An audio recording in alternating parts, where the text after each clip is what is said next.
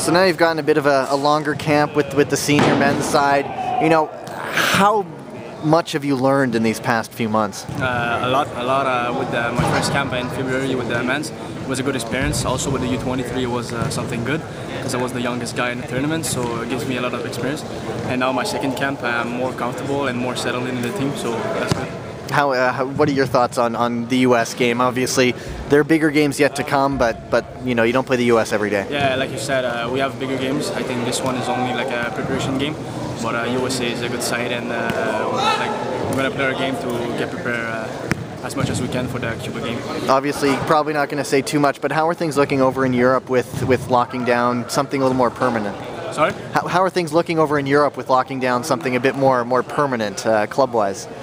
This is good in Europe. I just moved to Germany, so it's been good. I didn't sign yet. I'm supposed to go for Fortuna, but things are good on my side, and they're starting to get better and more settled in Europe now. How involved were you with Fortuna? Obviously, they got promoted right at the end of the season. What the setup there? Where were you? Who were you training with? How was that looking? When I went for my trials 2 months ago, I trained with the first team.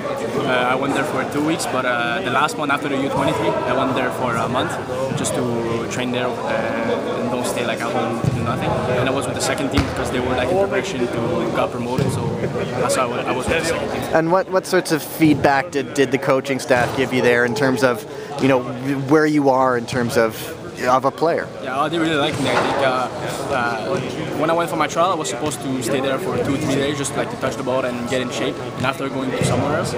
But they told me after those 3 days, we want you to stay because we think you're a good player, so we would like to see you more. So I stayed, and they really liked me. And they said I'm young, so that's a good thing because I can't play with the 19 first team and also second team, so that's a good thing for me. Awesome.